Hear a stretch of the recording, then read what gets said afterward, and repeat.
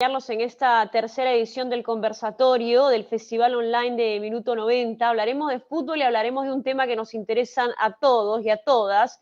Y para ello tenemos grandes invitadas. Tenemos a Evelina Cabrera, que es mentora del área de desarrollo humano del Pachuca.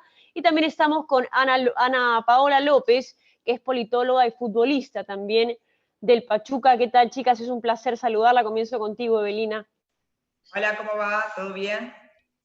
Muy bien, muy bien. ¿Qué tal, Ana Paola? ¿Cómo estás? ¿Qué hay? Si quieres lo puedes dejar en Pau para que no sea tan largo, tan largo. Y pues nada, un gusto Pau. de estar aquí Uh-huh. con las dos y pues nada, a darle. Bueno, vamos a ahorcar un poquito en la memoria porque el camino del fútbol femenino ha sido bastante largo y lento quizás en nuestra región.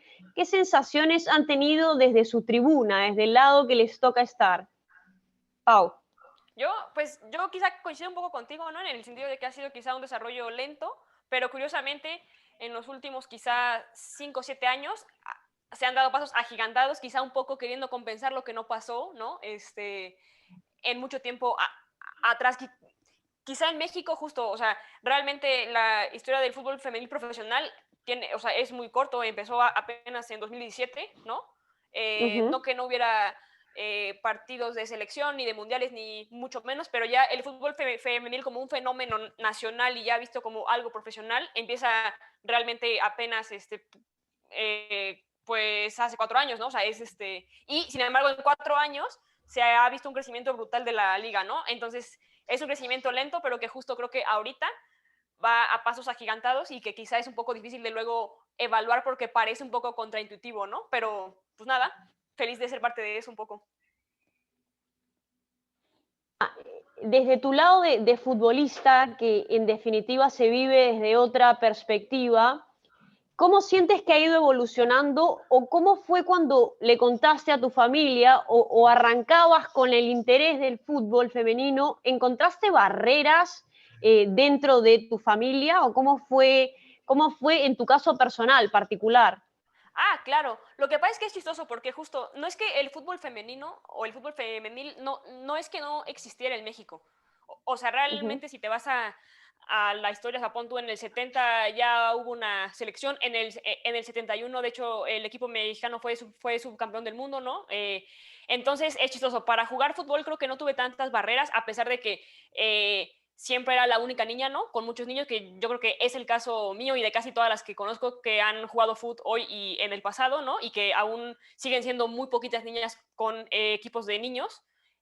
Pero, por ejemplo, cuando fue la liga y se crea y demás, el llegar a mi casa y decirles quiero ser jugadora profesional, sí fue un reto porque yo venía de estudiar la carrera en una de las universidades top del país y básicamente lo que me dijeron en mi casa fue, pero pues ¿a qué le tiras, no? O sea, si ya te fletaste toda la carrera, o sea, pues, como por qué vas a decidir de la nada iniciarte en una carrera que claramente es súper efímera, ¿no? Apenas empieza la liga, ni siquiera sabes si va a durar, vas a ganar muy poco, ¿no?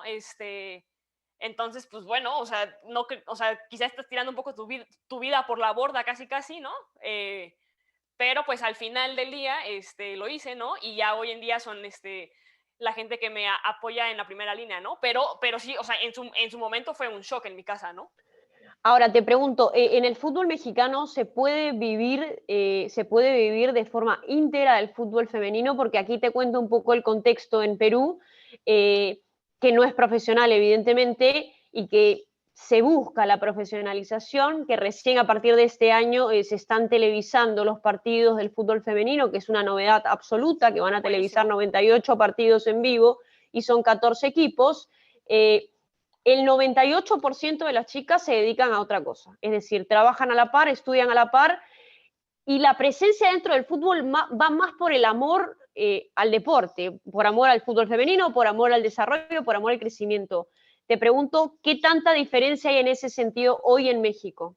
Yo creo que la diferencia no es tanta, pero quizá a partir de ahora puede ser que la diferencia se pueda acrecentar un poco más. ¿A qué voy? Yo sí creo que todavía hoy por hoy no es factible vivir solo del fútbol, y si lo es quizá factible solamente para un grupo muy reducido de que te gusta 20, a lo mucho 40 jugadoras. Y aún así, yo no creo que te dé como para vivir de eso. O sea, quizá te va a dar para tener una vida quizá cómoda en el día a día, pero si consideras que la vida de cualquier deportista es muy corta, y que realmente ya jugar de manera profesional sí implica un trabajo de tiempo completo, pues cuando se empiecen a retirar, ¿no? Y que nos demos cuenta de que si no invertimos nuestro tiempo de alguna manera de ocio en trabajar aparte como las chavas en Perú, o sí, ¿no?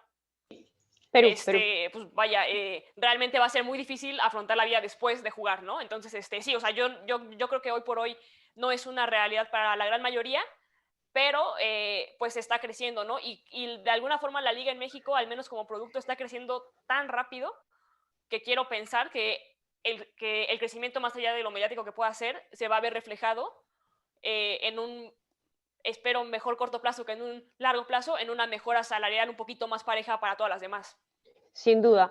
Evelina, voy contigo porque nosotros siempre necesitamos gente interesada en el desarrollo del fútbol femenino en puestos claves. Tú eres mentora del área de desarrollo humano del Pachuca.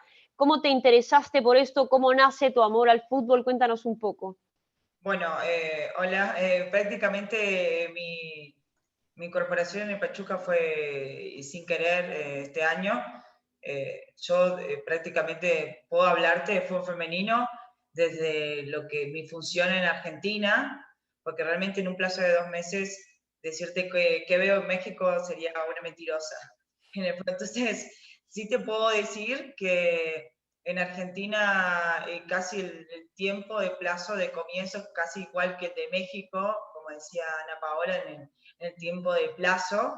Y creo que jugamos el mismo torneo Argentina y México. Y bueno, y por ese partido en el Azteca que jugó Argentina en el 71, es el Día de la Futbolista en Argentina, así que el Azteca para mí es muy importante.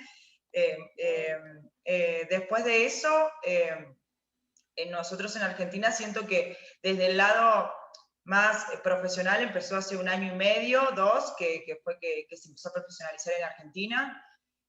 Son 20 equipos que están en la Liga de 2, en la primera, en la A, que son los que cobran.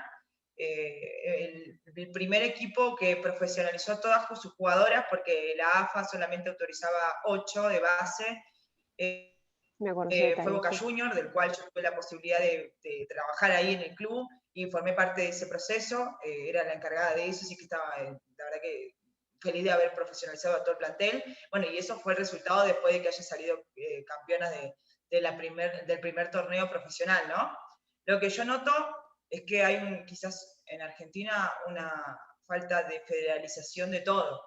Yo en el 2013 fundé la Asociación Femenina de Fútbol Argentino, de la cual me tomé licencia por estar acá, y igual sigo siendo representante, pero me tomé licencia porque no puedo ser presidente estando acá.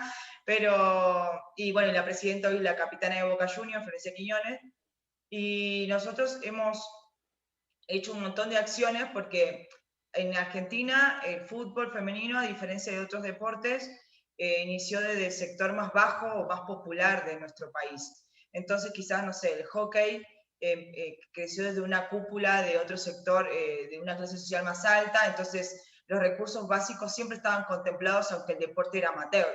Entonces, desde la parte educativa, la nutrición, un montón de cosas estaban contempladas. En cambio, en el fútbol femenino, la que venía a jugar era la más de potrero, la más marginal, entonces, y estaba visto como la machona, y bueno, y todos los conceptos que abarcan alrededor de esto, ¿no? Y nosotros cuando formamos la Asociación Femenina de Fútbol Argentino, lo que decíamos era, se puede contemplar la parte social con la de alto rendimiento, porque si estas bases no están contempladas, es imposible que se pueda desarrollar el alto rendimiento de una jugadora, porque está mal alimentada, porque no tiene educación, porque no tiene contención, no tiene educación sexual. Entonces hay varias astas que terminan cayendo. Bueno, al principio fue difícil, porque nos cerraban la puerta de todo, decían que era la contra de la AFA, y hacíamos encuentros a escondidas porque los delegados nos decían, si se ven con ellas, la sacamos de los equipos. Fue muy difícil los primeros años, hasta que, bueno, después empezamos a hacer alianzas estratégicas con diferentes organizaciones, y eso fue lo que nos ayudó, y de diciembre de 2019 somos parte de la AFA, sin meternos en torneos y selección, pero sí contemplando todas estas áreas que para nosotros son importantes, porque a la larga es la que hace no solamente a las jugadoras, sino a la persona. pero bueno, eso es lo que veo. Cuéntanos un poquito más de ese detalle, Evelina, de cómo fue el proceso, porque nosotros desde acá siempre, desde Perú por lo menos, hemos hecho el seguimiento de, ¿no? Y sentí que hubo un movimiento de presión positiva, por supuesto, para poder llegar a esa profesionalización. ¿Cuál fue el punto de quiebre para lograrlo? Yo creo que fue el punto de un movimiento feminista, de un montón de mujeres, o sea, yo creo que fue una presión política y de repente social que también tuvo que ver con esto de las redes sociales y de la comunicación, porque yo creo que hay un montón de mujeres que hace tiempo vienen peleando más allá de nosotras y que tienen muchos más años y que quizás no tenían la posibilidad de que alguien, no sé, les retuitee o les comparta algo y tengan esa masividad de comunicación que hoy hay. Me parece que fueron varias cosas. Uno, los movimientos feministas en las cuales uno se apoyaba a otra, sea de cualquier sector, tipo las actrices, las periodistas, deportistas y demás. Y por otro lado, creo que también fue esto de poder tener acceso a que alguien te vea, aunque sea dos, tres, entonces eso logró como un efecto dominó, digamos. Me parece que fueron esos, también obviamente hubo una jugadora que se llama Macarena Sánchez, que hizo una denuncia pública, que bueno, eso también hizo que, bueno, también en un momento donde todos apoyaron esa moción y bueno, y fueron un montón de equipos que también estuvieron ahí y bueno, y se dio.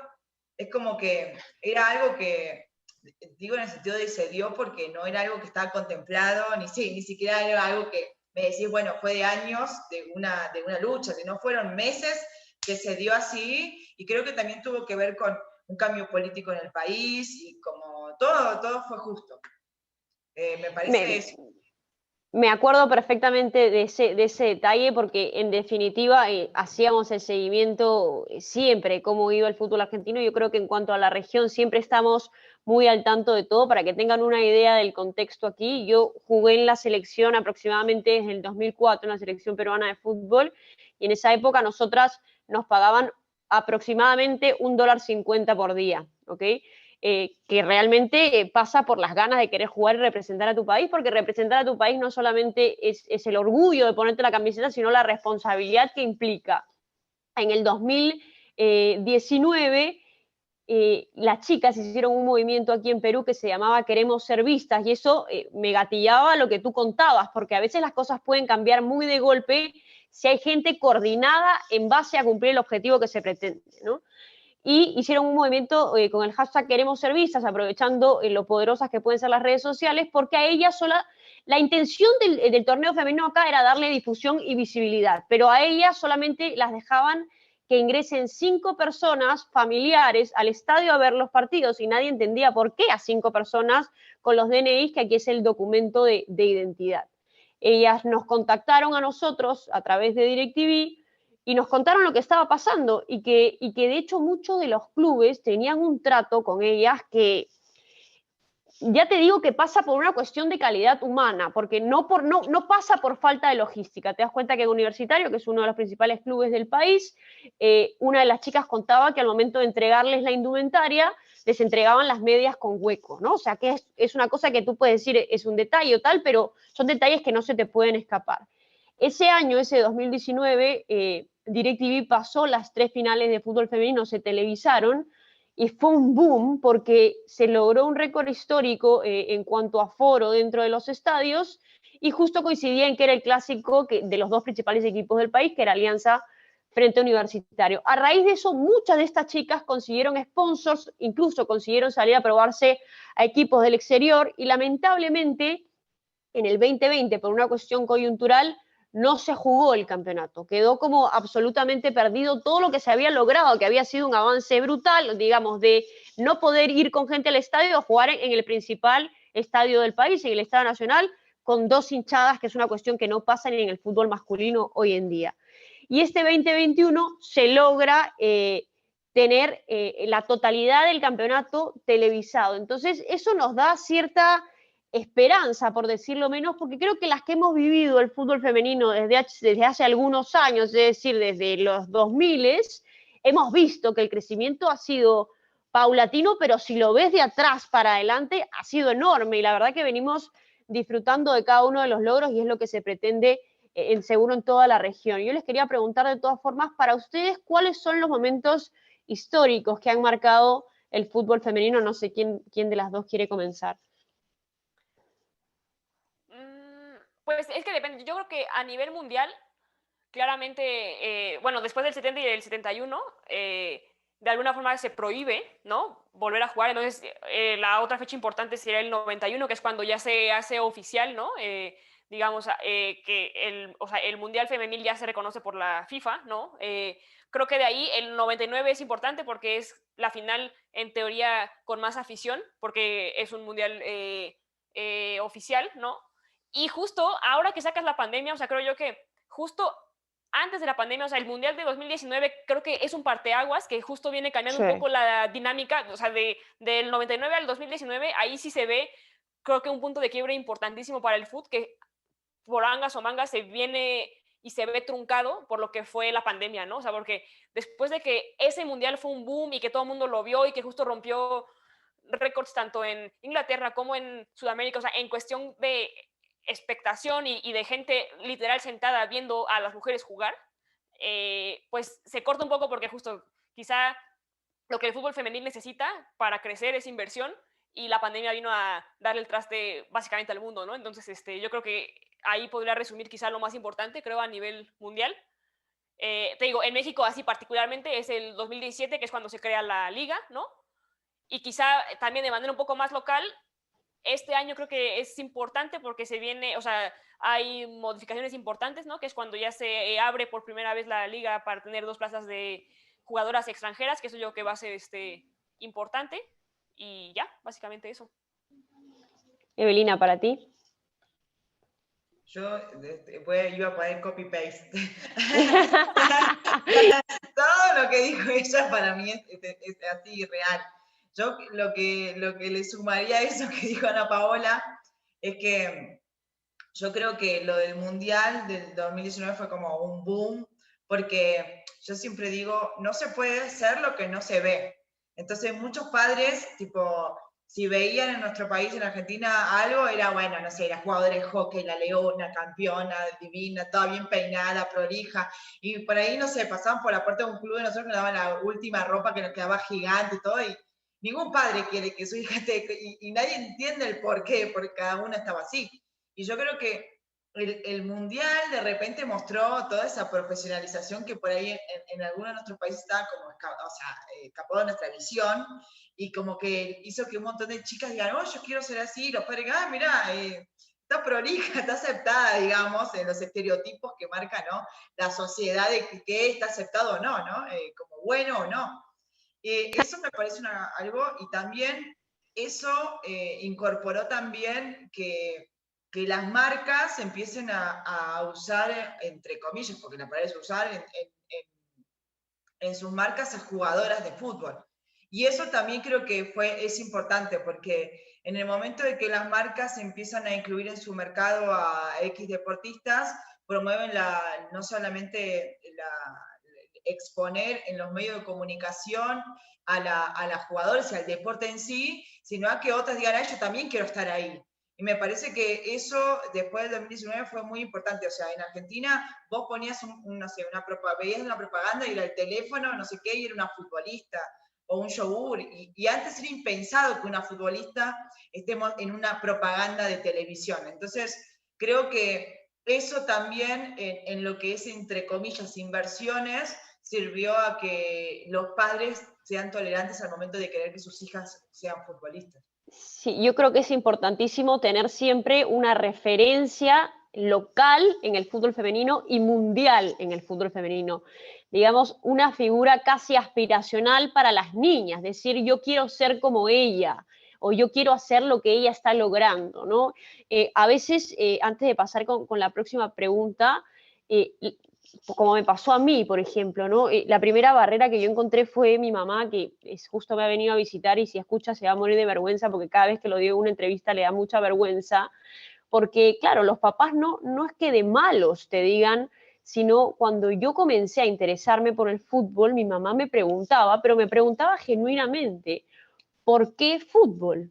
O sea, ¿por qué? Me decía, pero Talía, ¿por qué fútbol? ¿Por qué no vóley? ¿Por qué no tenis? Y mi pregunta, y mi respuesta en todo caso, así yo haya sido muy niñera, ¿por qué no? Es que lamentablemente la gente ha estado acostumbrada a ponerle etiqueta o ponerle un género a los deportes, cuando ni los deportes ni las profesiones tienen género. En lo que nos podamos desarrollar y nos sintamos cómodos y lo hagamos bien, pues bienvenido sea. Yo creo que esta última década ha sido clave para, yo creo que es un camino muy largo, pero estamos avanzando a paso firme con romper los paradigmas y los estereotipos que están tan instaurados en la cabeza de la gente, y gente mayor. ¿Pero por qué pasa esto? Por falta de conocimiento y visibilidad, porque cuando yo jugaba y era chica, la gente me decía, pero no entiendo, si no tienes dónde existe el fútbol femenino. Era una pregunta muy recurrente, pero genuina, no de mala onda. La gente no lo hacía de mala onda, sino que realmente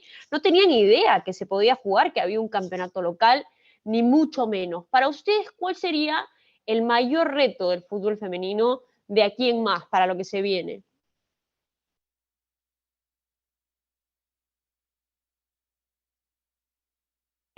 No lo sé, quizá creo que el fútbol femenil, por ser tan reciente, o sea, quizá el reto al que se para en este lugar donde puede ver qué, qué no repetir del varonil y qué hacer distinto, pero estar en ese punto del camino o sea, es muy difícil, porque al final es cierto que el fútbol femenil de alguna forma viene después del varonil, o quizá viene porque, no sé, digo, no sé cómo se dio específicamente, ¿no? Tanto en Perú como en Argentina, pero por ejemplo en el caso de México, el hecho de que comience la liga, a pesar de que el fútbol femenil ya existía, al final sí es una dirección tomada de arriba para abajo, ¿no? O sea, no de abajo hacia arriba. Entonces, justo como que el fútbol femenil tiene la oportunidad de quizá cambiar lo que tendría que cambiar el fútbol varonil, pero quizá justo hacer eso es muy difícil porque son mismos ya muy estructurales, ¿no? Entonces, quizá para mí eso sería el principal reto, ¿no? O sea, pon tú, en el caso muy particular en México, de los equipos, por ejemplo, ¿no? O sea, valorar y tratar de, no sé, ver o tener una visión quizá de procesos y no de corto plazo, ¿no? Pero son cosas que también se repiten en el varonil y que quizá tú en la femenil viniendo después y quizá justo con menos inversión y con menos quizá empoderamiento como para cambiar cosas, o sea, que te quieras quizá oponer a eso es difícil, ¿no? Para hacer algo mejor, ¿no? Sin embargo, el proponer, dado que tienes menos herramientas, se vuelve muy complicado. Entonces yo creo que ese es el principal reto ahorita, que al menos yo veo. Para ti, Evelina. Bueno, yo, al igual que Ana Paola, pienso lo mismo. Lo que sí siento que, bueno, en nuestro país, en Argentina, los clubes están manejados por los socios y las socias. O sea, el socio paga la cuota y después llega a 4 años, tiene que votar.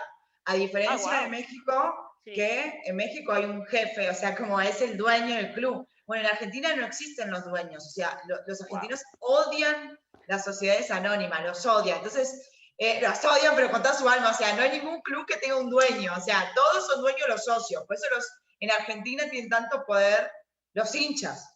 Porque los hinchas pagan una cuota donde tienen ese poder de decir, en 4 años yo te voto a vos, yo te voto a vos. Entonces, desde ese marco cuando vine acá a México me topé con otra cosa que no entendía nada, porque yo estaba acostumbrada al revés, era como de abajo hacia arriba, es muy sindicalista en nuestro país, Argentina, como de abajo arriba. Acá es arriba abajo. Sí. Entonces me topé con eso, pero creo que hay alguna similitud en el proceso de la toma de decisiones. Por ejemplo, yo en mi país llegué al máximo en el fútbol femenino en decir, bueno, formé la asociación. Bueno, más allá de formar la asociación y tener nucleado a todas las jugadoras federadas y no federadas del país, que son muchísimas, también tenemos voto dentro de la AFA, o sea, voto en general. O sea, somos la primera asociación en la historia del fútbol argentino que entró a la AFA y tiene voto en todo, en masculino, femenino, en balance, todo, y yo soy yo soy la cabeza de eso, o sea, la que vota. Y aún con eso, no me respetan los hombres. O sea, es genial porque ellos tipo como que se sientan al lado mío y dicen, ahí vino a mí me dicen negra, ahí vino la negra. Entonces todos se quedan mudos y yo sí me siento, soy como un varón más, entre comillas, porque me pongo camisa, traje, estoy como ellos. Porque esto es un tema, soy la única mujer ahí entre todos ellos. Entonces, yo lo que entiendo, o lo que comprendí después de muchos años y después de haber pasado por Boca, que el femenino es la última asta, al igual que otros deportes, en un club en nuestro país. Entonces, por decante siempre vamos a ser la última prioridad. Siempre van a estar los varones. O sea, porque la cúpula le importan los hombres. Y porque está integrado en su mayoría por hombres. Entonces, en una comisión directiva, salvo Banfield, que es uno de los únicos equipos, que la comisión directiva está integrada por una mujer y que esa mujer tenga voz de verdad, porque hay muchos que están en la foto y no hacen un carajo, es muy difícil. Entonces, perdón, ya me empiezo a enojar. Entonces, es muy difícil. Entonces, por ejemplo, yo me vine acá al Pachuca con el fin de que en mi país vean, ¿vieron esa frase de no seas profeta en tu tierra?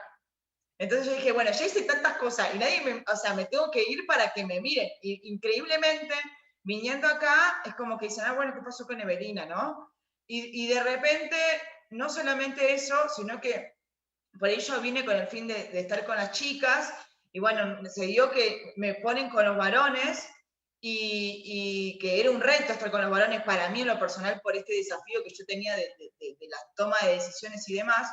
Y bueno, y ahora me pasa que voy a estar como auxiliar de la categoría 20 masculina, y fue todo un revuelo en mi país. Era como, ¿cómo va a estar en un cuerpo técnico el vestuario? ¿Viste? Porque la gente empieza a su cabeza, pero para mí fue lo mejor que me pudo haber pasado como desafío, porque siento que en esta cúpula, donde hay cierta toma de decisiones, para poder llegar ahí, tenés que mostrar, entre comillas, tu idoneidad, que en realidad cualquiera la puede mostrar, pero a veces uno, por ser amigo de, o yo creo que, no sé, vos, Talía, o vos, Ana, con todo tu currículum, toda tu historia deportiva, y dónde pasaste vos, no sé, sería lo máximo si fueras varón, ¿entendés? Pero como no somos varones, decía, bueno, devaluado. Yo digo, ¿qué más quieren que le sumen al currículum? O sea, ya está. Y a veces uno porque no se ganó una cosa, ya está, es el mejor. Pero y vos decís, ¿qué hizo?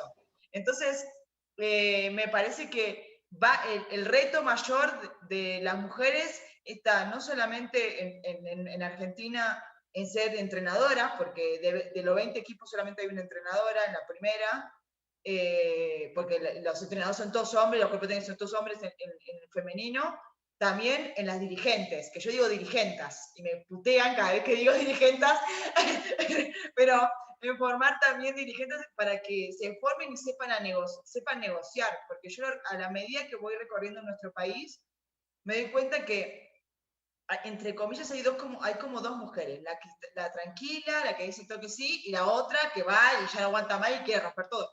Pero no existe esa que se siente y sabe negociar, porque para nosotros las mujeres nos formaron como, está mal negociar, o tenés que ser muy buena, o una mujer de negocio. Entonces, me parece que el desafío es formar a las dirigentes que sepan negociar, que sepan plantarse, porque ese es el movimiento en el que existen los hombres y donde nosotros tenemos que abarcar para que nos respeten como tal, porque si no vamos a decir, bueno, somos las tontas. Y me parece... Ahora, yo les digo una cosa, igual yo me pongo a pensar también desde mi lugar y digo, hay cosas que si yo hubiera imaginado como posibles hace 5 años hubiera dicho ni hablar. Por ejemplo, para mí, comentar la Copa América o un torneo internacional y hacer transmisiones netamente femeninas. Hace 5 años te hubiera dicho muy difícil o lo dudo. Desde su lado, sienten que, porque es muy triste esto, es muy triste sentir que el fútbol femenino es la última rueda del coche, es real, pero es muy triste saber que es así. ¿Creen que eso pueda modificarse? Como hay muchas cosas que han ido cambiando en el tiempo, para bien, por supuesto. Yo creo que sí, pero, por ejemplo, a diferencia de quizá en Argentina, por lo que escucho, en México yo creo que puede cambiar, sí y solo sí, quizá el equipo de México, o sea, la selección femenil quizá tiene un logro mayor que la varonil en ese sentido de las cosas, ¿no? O que algún equipo de la liga doméstica, si es que hay torneos internacionales, realmente logre algo que sea mucho mejor que lo que ya hay en la varonil, porque pasa un poco lo que Belina dice, ¿no? Parece que las mujeres tienen que todo el tiempo probar que son mejores o son más capaces que, y si no, no se ve, ¿no? Entonces, quizá en México, o sea, yo no creo que sea imposible y creo que justo ha crecido tanto en los últimos años el fútbol femenil en la región, en el mundo, que, o sea, que es mucho más esperanzador que negativo, creo, el panorama, ¿no? Entonces, o sea, yo creo que sí va a pasar. Ahora hay que entender cómo quizá va a pasar, o sea, que quizá no pasaría como nos encantaría a nosotras, sino que quizá va a tomar un poco de más tiempo, pero yo sí creo que es posible, o sea,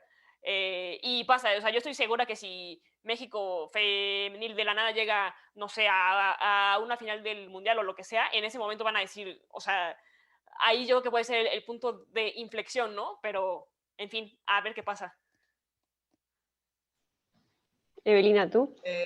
Totalmente de acuerdo con Paola, en Argentina igual. Y lo que siento es que por ahí la presión de FIFA en los países y con el destino de tanto presupuesto en la inversión de género y de inclusión de las mujeres hizo y presionó a todas las organizaciones e instituciones que, bueno, pongan a las mujeres. Y por ahí muchos de decir, uy, qué pesado, tenemos que ponerlas. Pero por obligación lo hicieron. Es como este tema de los cupos, ¿no? De que dicen, no, está mal, bueno, sí, pero la única opción que me es una oportunidad es si me dejas estar, ¿entendemos? Déjame mostrar si puedo o no. Bueno, yo creo que la FIFA con este tema de los recursos económicos presionó a todas las asociaciones que estemos, pero me parece que para que funcione bien se tiene que encontrar gente que sepa gestionar y que sepa cuáles son las verdaderas necesidades o realidades del fútbol femenino. Porque en mi país, por ejemplo, si pones un partido donde pones a Boca que juega con un equipo que le gana 30-0 y yo deja de ser atractivo. Soy un súper machirulo que estoy haciendo zapping con la televisión y miro justo eso. Digo, qué desastre, ¿te das cuenta? Porque lo que hace eso es más que justificar la creencia de que no sabemos jugar al fútbol, que somos un desastre. Entonces, me parece que no solo, la presión sirve, pero también es importante para que crezcamos que la gente que esté a cargo de eso sepa gestionar y sepa la realidad realmente para poder llevarla a cabo. Pero no lo veo como algo irrealista porque me parece que el punto de inflexión está en el momento en que las chicas empiezan a consumir botines, esto, lo otro. Cuando empieza a aparecer otro mercado de consumo, ahí empieza la verdadera inversión. Y me parece que en el fútbol femenino se ha marcado eso, pero me parece que es importantísimo que quienes están a cargo de difundirlo, gestionarlo, sepan. Porque si son lo mismo que gestionan el masculino, bueno, es muy probable que... No voy a decir más nada. Ahí déjalo, ahí déjalo. Bueno, la última pregunta para ya más o menos ir cerrando. La verdad ha sido un gustazo poder conversar con ustedes, siempre muy enriquecedor. ¿En qué momento creen que se encuentra actualmente el fútbol femenil? O sea, si tuvieran que ponerle una línea de tiempo, es decir, o catalogarlo de alguna forma, ¿no? Se comenzó desde lo básico, muy básico, y hoy, ¿en qué punto estamos? En México había un programa de tele que se llamaba A Luz y Sombra, y yo creo que quizá la femenina está un poco en ese sentido, porque, por ejemplo, ves La Luz, ¿no? Y es como, no sé, el hecho de que casi todo el mundo, al menos en mi círculo cercano, y ver mucho apoyo en redes, pon tú, el saber que la gente estuvo pendiente del triplete del Barcelona femenil, que vieron la final de Champions, o sea, ves y dices, esto de verdad está creciendo y ves la luz al final del túnel y ves cómo equipos en Europa y ves cómo las ligas van creciendo y cómo justo, ¿no? O sea, igual ver a niñas teniendo sus pósters con la portera del City, caminando, aspirando a ser, ¿no? Un modelo de vida que ya ve en la tele, que ya ve en la cancha, que ya no ve como ajeno, sino que ya incluso es aspiracional y es real, ¿no? Pero justo creo que el crecimiento del fútbol femenil en general no es parejo en todas partes. Entonces, así como ves eso, también parte de la globalización y parte de las redes también es visible el rezago, ¿no? En otras partes del mundo, ¿no? Y el hecho de que veas que hay muchas jugadoras que no pueden todavía vivir de eso, ¿no? El hecho de que muchas jugadoras todavía sigan siendo presa del estereotipo local de machorra, esto o que te denosten por ser parte de la comunidad pues LGBT. O sea, creo que es un poco eso, o sea, el fútbol femenil va ahí, ¿no? O sea, hay gente que va muy bien, ¿no? Gente que va no tan bien, pero lo bueno hasta cierto punto es que ya todo eso también ya es visible. Entonces, en la medida en que sea visible, a pesar de que veas la luz y la sombra, al menos ya también la sombra tiene a dónde aspirar y se puede ver un poco, pues, cómo mejorar y cómo avanzar un poco más. Entonces, creo que vamos ahí, supongo. No sé qué punto del tiempo sea, pero al menos en esta situación creo que estamos. Yo creo lo mismo, que estamos como en la mitad. En Argentina el fútbol masculino era como nada, un fútbol, hasta que en los 90 en Europa empezaron a llevarse los jugadores. Y entonces empezaron a empezar a aparecer los representantes y empezó a hacerse un negocio. Y creo que en Argentina está pasando eso, que empezó a verse como un negocio, empezaron a existir los representantes que antes ni existían, en el primer ahora existen. Entonces, en la medida que se abre un nuevo mercado, un nuevo negocio, ahí empiezan como a proyectar o a ver su eficacia en qué aprovechar y no. Creo que, como dijo Ana Paula, tenemos que ser inteligentes las que estamos en tratar de evitar que no se repitan errores del masculino, ya sea con la agresión, que pasen por ahí con los hinchas, esto, lo otro, sino que sea un poco más ordenado y más pacífico, porque es un deporte en sí, y creemos que, me parece que se tiene que seguir proclamando eso, que es un deporte y tiene que brindar un montón de valores que por ahí, hoy incluso hasta los jugadores hacen que sea violento. Entonces, me parece que nosotros tenemos una responsabilidad que es tratar de enderezar este deporte, pero yo a diferencia de otros años veo que vamos rumbo a que mejore. La pandemia quizás nos mató, porque para mí la pandemia es como que íbamos así, yo el 2020 dije, ¡ay, mi año!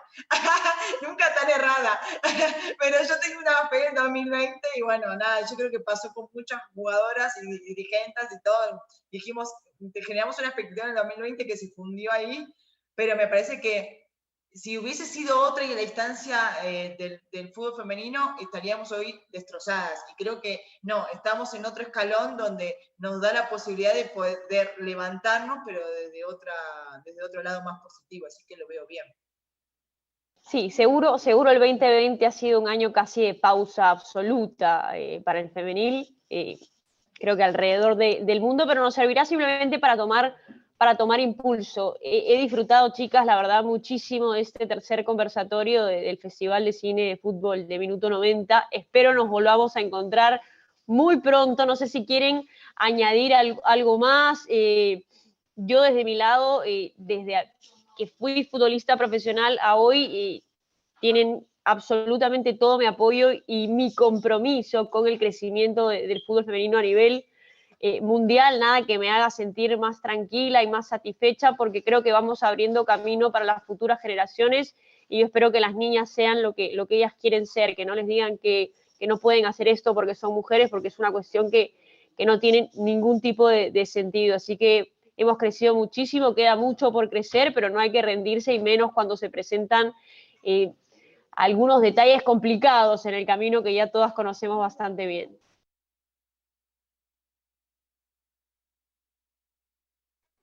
No, pues nada, o sea, al final creo que invitar a todo el mundo a que vea fútbol femenil cuando haya, ¿no? Y que sean parte del movimiento, porque al final sí es una cosa que está creciendo y que quizá puede ayudar a cambiar un poco la vida en general, ¿no? El día a día. Creo que igual, bueno, yo nunca, bueno, tuve el gusto y placer de conocerlas, entonces, qué padre, ojalá y se repita, porque siempre es padre saber qué pasa en otros lugares del mundo, que a pesar de que suene ajeno, realmente es muy similar, ¿no? Entonces, siempre es padre saber del éxito en otras partes, ¿no? Y también quizá de lo que no va bien, pero para justo ver cómo mejorar, ¿no? Entonces, qué padre y pues un gustazo tanto contigo, Talia, como con Eve, el poder coincidir hoy. Y pues nada, también disfruten mucho el festival.